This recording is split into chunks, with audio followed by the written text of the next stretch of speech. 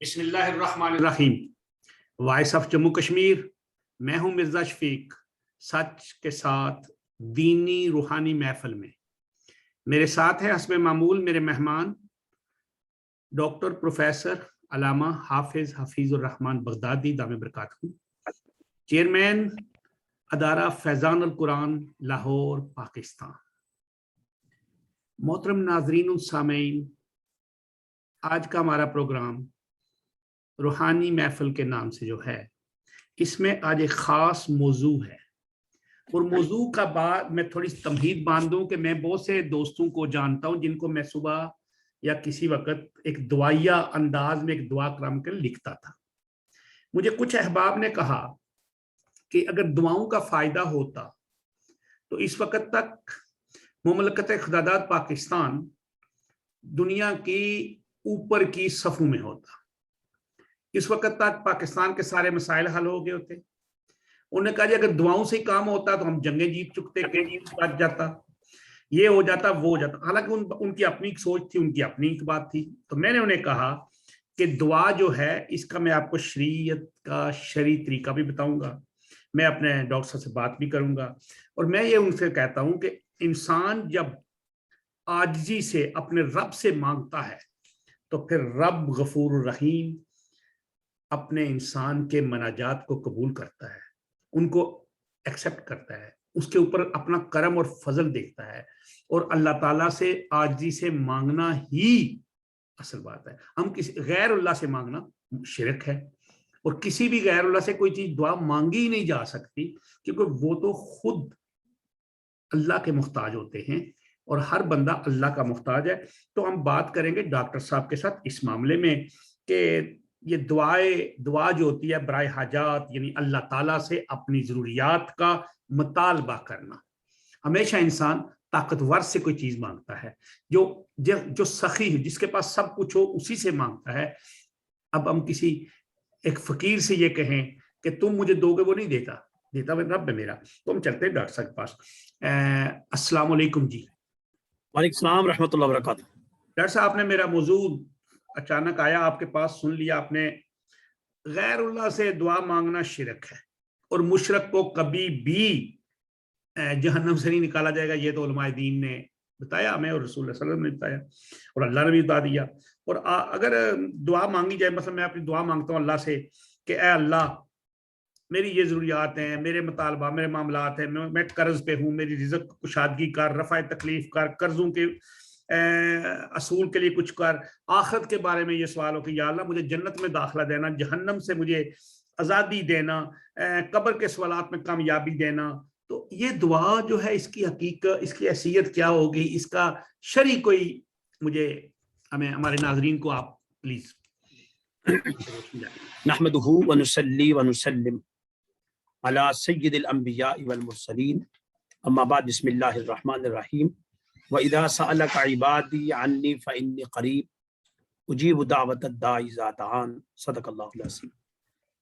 الصلاۃ والسلام علیک یا امام الانبیاء والمرسلین، الصلاۃ والسلام علیک یا خاتم الانبیاء والمرسلین۔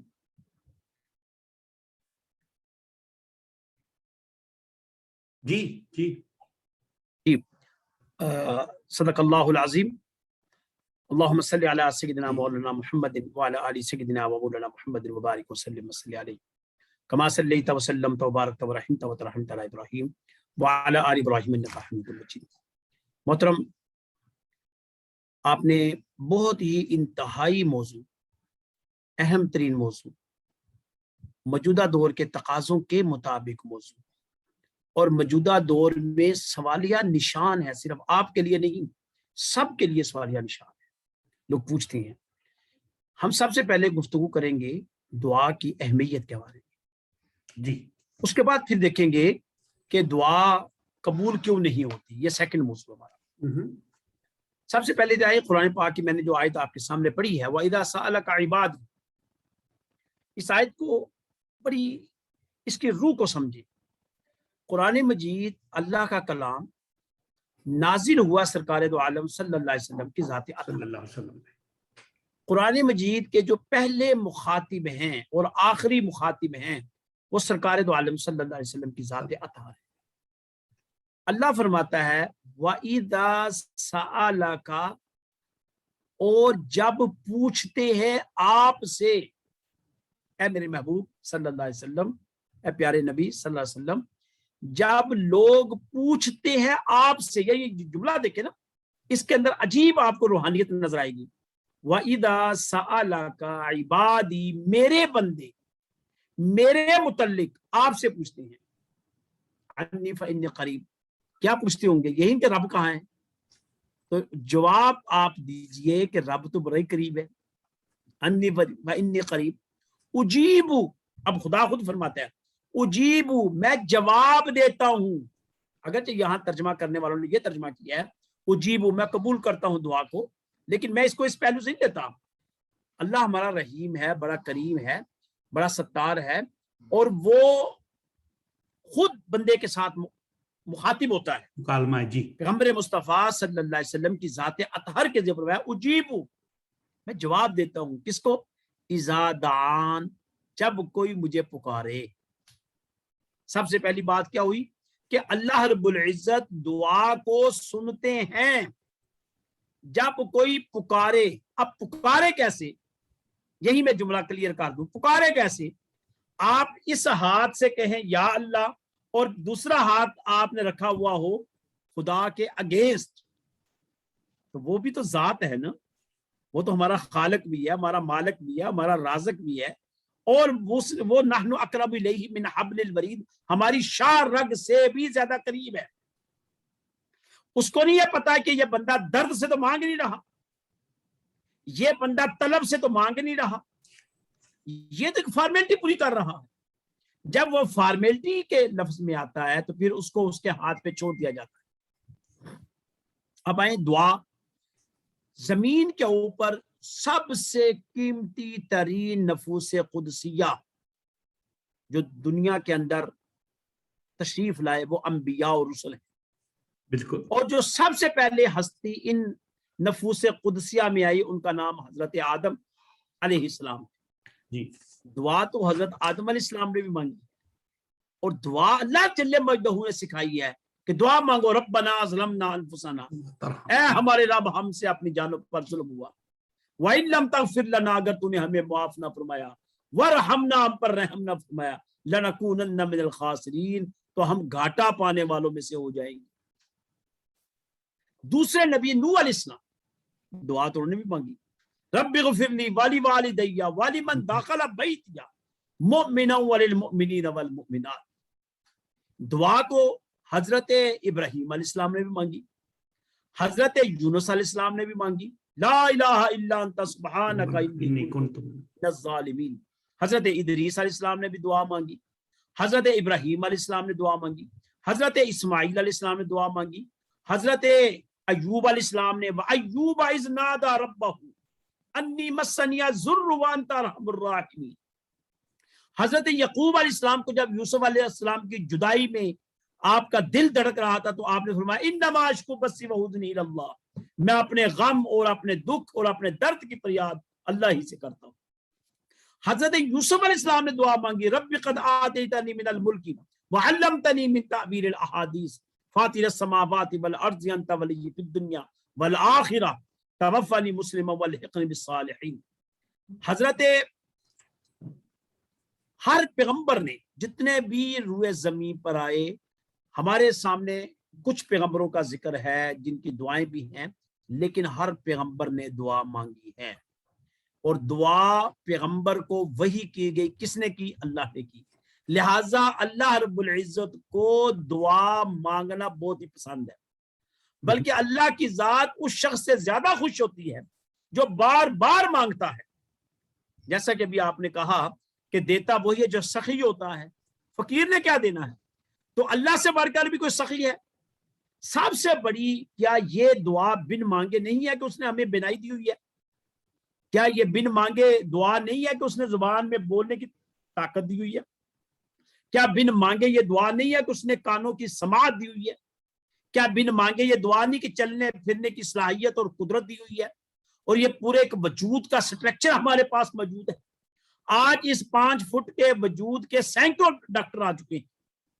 ابھی تک تحقیق مکمل نہیں ہوئی کہ ہم نے انسان کی تحقیق مکمل کر لی ہے.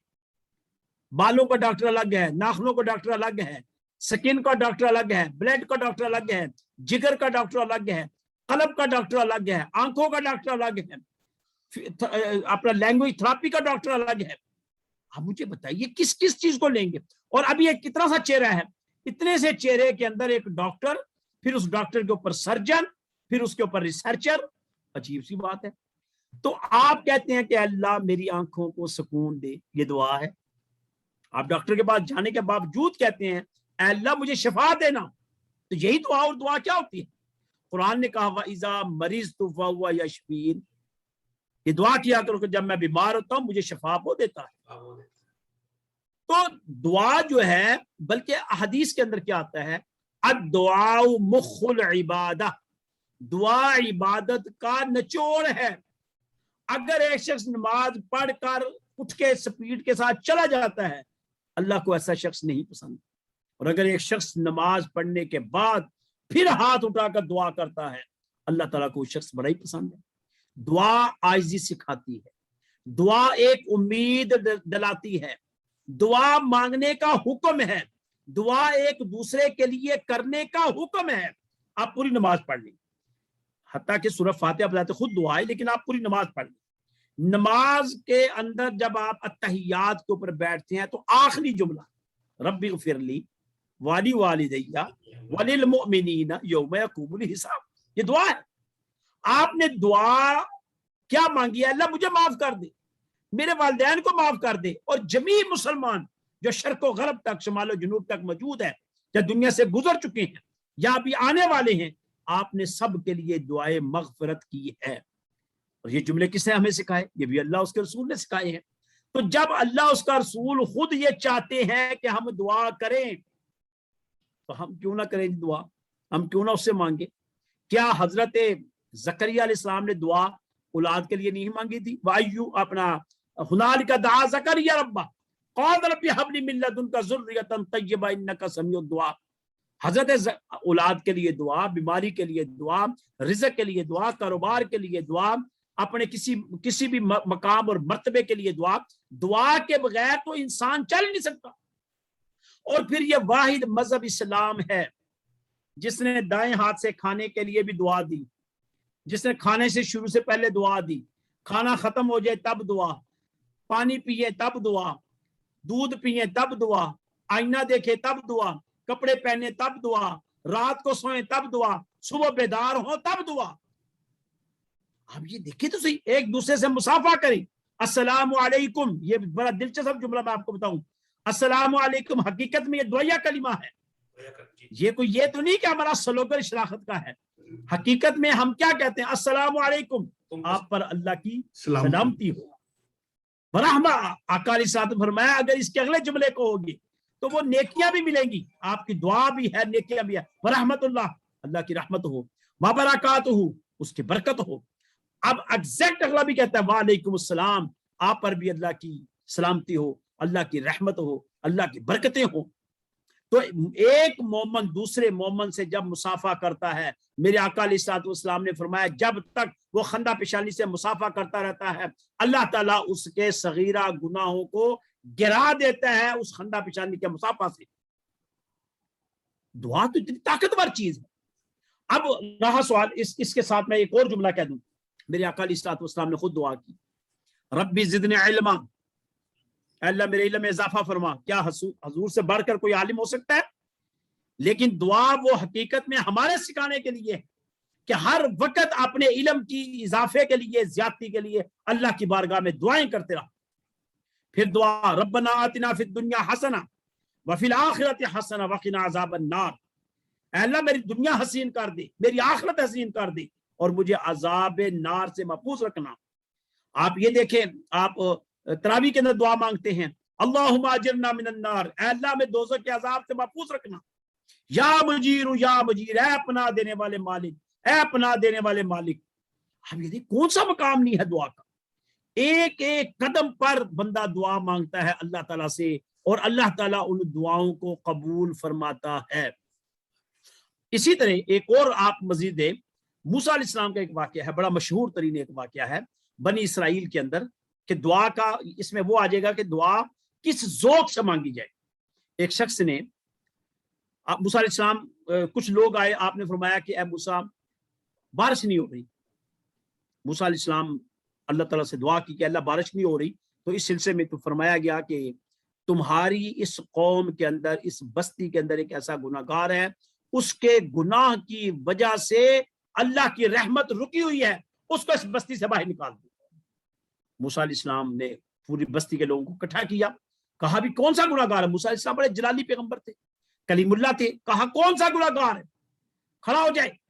اب وہ جو گناہ گار تھا، اس کو پتا تھا کہ موسیٰ علیہ السلام بڑے جلالی، ان کو پتا تھا کہ میں بڑا رسوا ہو جاؤں گا، اگر میں گاؤں میں کھڑا ہو کے نکل گیا تو براہ راست وہی آئی ہے کہ اللہ تعالیٰ نے فرمایا کہ ایک شخص کی وجہ سے بارش نہیں ہو رہی۔ اب اس شخص نے اندر ہی اندر دعا کرنا شروع کر دی۔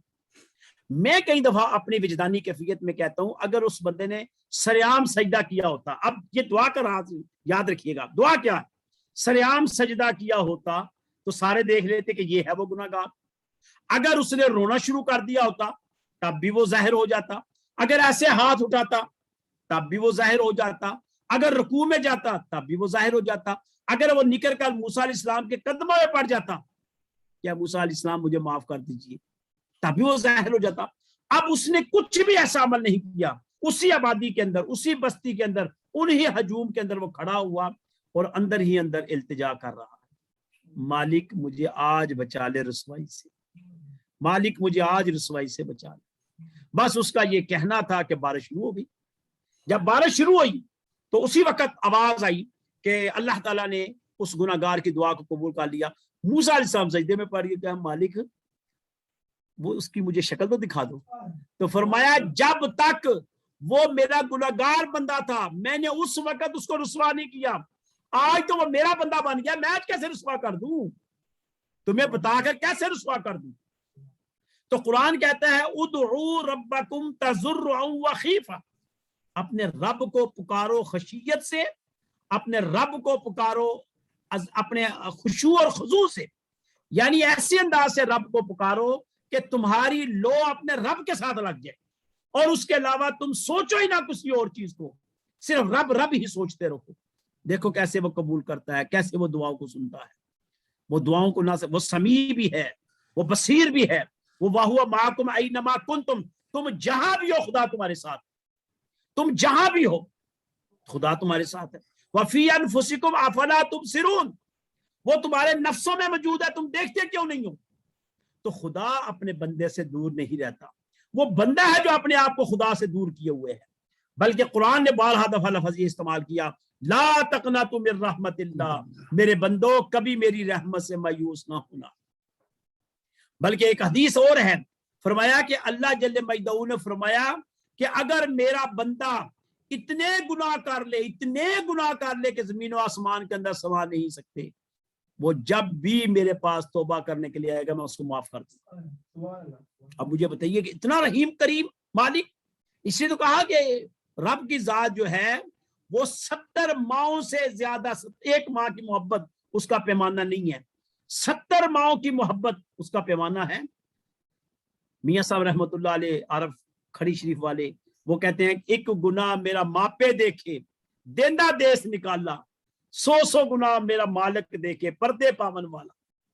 اگر اللہ کی ذات ہمیں ہمارے گناہوں پر پکڑنا شروع کر دے تو یقین جانیے ہر روز ہر گلی سے جنازوں کے انبار نکلیں، لیکن وہ اتنا رحیم ہے کہ اس نے ہمیں ڈیل دی ہوئی ہے، شاید میرا بندہ پلٹ آئے، شاید میرا بندہ پلٹ آئے۔ فرمایا، اللہ فرماتا ہے کہ اللہ کو اپنی رحمت اس وقت بہت ہی جوش مارتی ہے جب ایک بندہ پلٹ کر اس کی طرف آتا ہے اور اس کی بارگاہ میں جھکے، مالک مجھے معاف کر دے۔ استغفر اللہ کا لفظ چھوٹا سا لفظ تو نہیں ہے، استغفر اللہ ربی من کل ذنب واتوب الیہ، اے اللہ میں اپنے گناہوں سے معافی مانگتا ہوں، واتوب الیہ، مجھے معاف کر دے، میں تیری طرف رجوع کرتا ہوں۔ پھر یہ ہے من کل ذنب اذنبتہ عمدا او خطا، ان جملوں کی طرف دیکھیے، ایسے گناہ جو قصدن کیے، ایسے گناہ جو سہمن کیے، قصدن کیے یا سہمن کیے، شعورن کیے لا شعورن کیے۔ اب یہ الفاظ کبھی جج کرے تو یہ الفاظ ایک بندہ استعمال نہیں کر سکتا، یہ سکھائے گئے ہیں الفاظ کہ اللہ تو ہمیں معاف کر، ہمارے ہاتھوں کے، ہمارے پاؤں کے، ہماری زبان کے، ہماری آنکھوں کے، ہماری خلوت اور جلوت کے گناہوں کو معاف کرتے۔ اور یقیناً لا تقنطوا من رحمت اللہ، اللہ جو ہے اس کی رحمت سے کبھی مایوس نہیں ہونا چاہیے، یقیناً وہ گناہوں کو معاف فرمانے والا ہے۔ اب دوسری بات ہم اس کے بعد کرتے ہیں۔ جی کریں، آپ کریں بات، آپ کریں، آپ کی بات۔ جی اب آ جائے بات کہ ہمیں اکثر لوگ سوال کرتے ہیں جی کہ آپ وہ جی اگر آج امت مسلمہ جو ہے انحطاط کا شکار ہے، آج دعائیں ہو رہی ہے، کیا کشمیر کے لیے دعا نہیں ہوتی؟ اس 58 اسلامی ممالک کشمیر کے لیے دعا کرتے ہیں، 58 اسلامی ممالک بوسنیا کے لیے دعا کرتے ہیں، 58 اسلامی ممالک افغانستان کے لیے دعا کرتے ہیں، ہندوستان کے مسلمانوں کے لیے دعا کرتے ہیں۔ بھائی بالکل درست ہے، اس میں کوئی شک والی بات نہیں۔ جب اللہ اور اس کے رسول نے فرما دیا، خود جملہ فرما دیا کہ بہترین جہاد جابر سلطان کے سامنے کلمہ حق کہنا، جب اللہ اس کے رسول نے فرما دیا کہ اگر برائی کو دیکھو طاقت سے روکو، جب اللہ اس کے رسول نے فرما دیا کہ ایمانداری ترازو کا تولنا جو ہے اس میں ملاوٹ نہیں ہونی چاہیے، جھوٹ نہیں بولنا، بددیانتی نہیں کرنی، کذب نہیں کرنا، حلال اور حرام کا خیال رکھنا ہے، تو ہم نے کون سا خیال رکھا ہوا ہے؟ پہلے تو اپنے آپ کو تو دیکھو نا، مانگ سب کچھ رہے ہو رب سے، تو رب کی بارگاہ میں جو تمہیں اس نے ایک پاکیزہ انسان تیار کیا تھا، ایک بن مانگے نعمتوں سے نوازا تھا، اس رب کی بارگاہ میں تم جب ریٹرن ہو رہے ہو تو کس پہلو سے ہو رہے ہو؟ معاشرے کے اندر نرمی گرمی ہماری وجہ سے، شرارتیں ہماری وجہ سے، فتنے ہماری وجہ سے۔ دیکھیں نا، ایک طالب علم ہے، ایک استاد ہے، اس کے پاس 2 طالب علم، ایک طالب علم نکمہ ہے اور ایک طالب علم بڑا ہی محنتی ہے، وہ پیچھے سے 100 نمبر لے رہا ہے، 99% پوائنٹ کچھ وہ ٹاپ پر آ رہا ہے، اے پلس، ایک ڈبل پلس لے رہا ہے، اور ایک کچھ نہیں۔ مجھے بتایا وہ جو ڈبل پلس والا اگر اس کا گراف گرے گا تو استاد کس کو پنشمنٹ دے گا؟ اس کو دے گا جس کا گراف نیچے گر رہا ہے، اس شاگرد کی طرف کم توجہ دے گا جو تو پہلے نالائق ہے۔ مجھے بتائیں ہمارا مقابلہ کافروں سے کیسے ہم کر سکتے ہیں جی؟ بھئی کافر جو ہے مرنا اس نے بھی ہے، مرنا ہم نے بھی ہے۔ ہمیں تو کلمہ لا الہ الا اللہ محمد رسول اللہ دیا گیا، ہمیں تو حلال اور حرام کی تمیز دی گئی، ہمیں تو کہا گیا فَمَن يَعْمَلْ مِثْقَالَ ذَرَّةٍ خَيْرًا يَرَهُ، ذرہ بھر نیکی کرو گے تو اجر ملے گا، وَمَن يَعْمَلْ مِثْقَالَ ذَرَّةٍ شَرًّا يَرَهُ، ذرہ بھر برائی کرو گے اس کی سزا ملے گی۔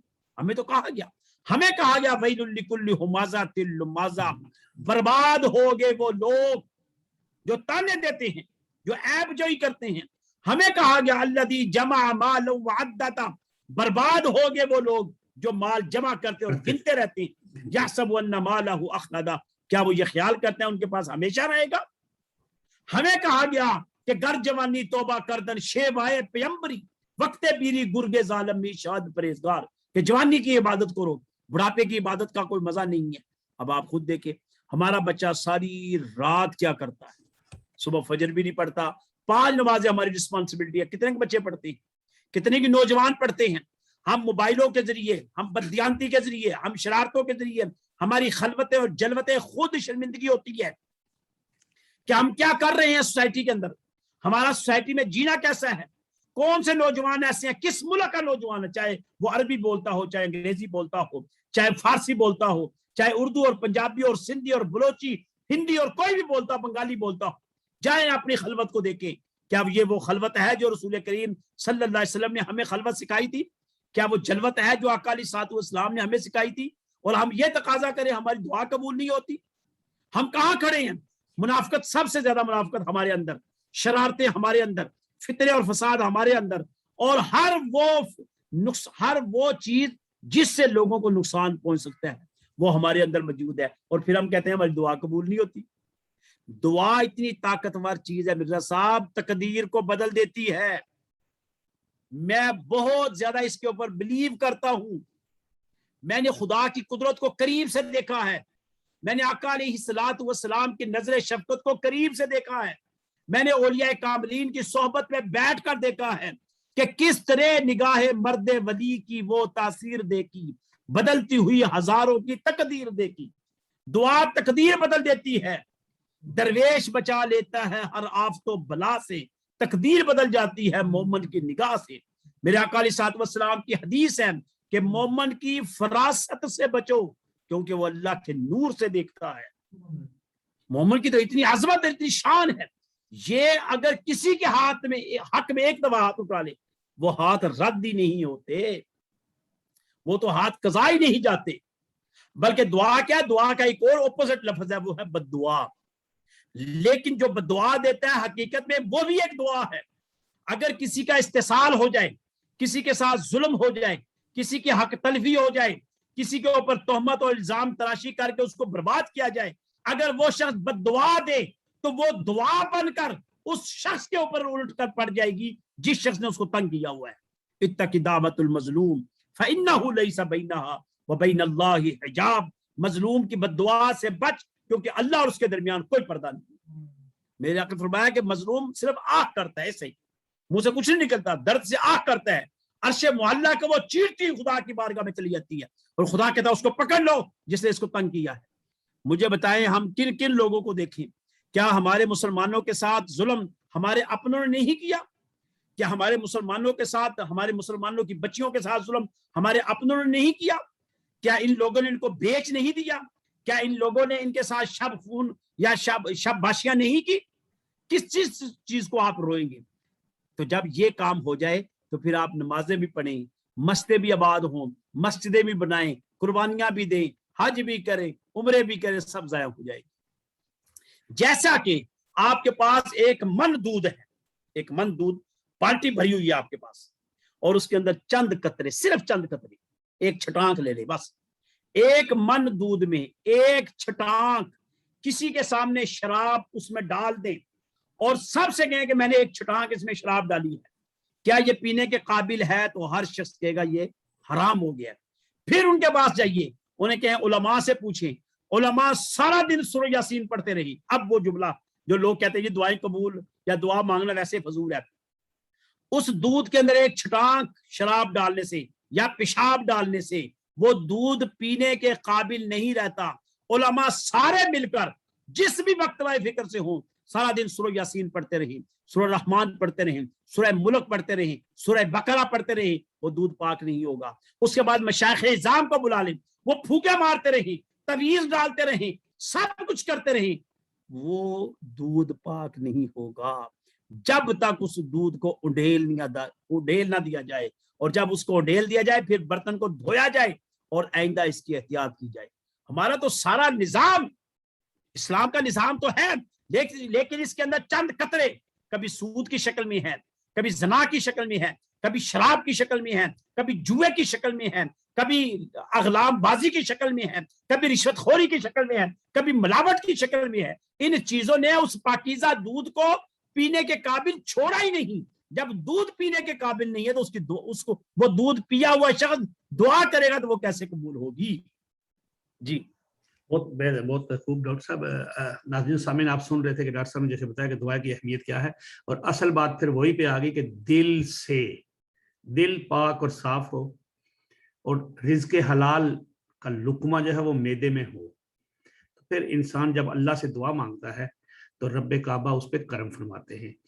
محترم ناظرین ابھی ہمارا 1 منٹ رہتا ہے 30 منٹ میں، تو میں ڈاکٹر صاحب سے اجازت لینے پہلے سے آپ سب سے ناظرین ہوں کہ اگلا پروگرام جو اگلے ہفتے میں ہوگا، اس ویکینڈ پہ ہمارا نہیں ہوگا. میں ہماری ایک میٹنگ ہے کسی دوسرے ملک کے اندر، ہم وہاں پہ جا رہا ہوں میں فرائیڈے کو، اس سے واپس آؤں گا میں. اگلے ہفتے میں ہم لوگ ڈاکٹر صاحب پروگرام، اور پروگرام پتہ کیا ہوگا؟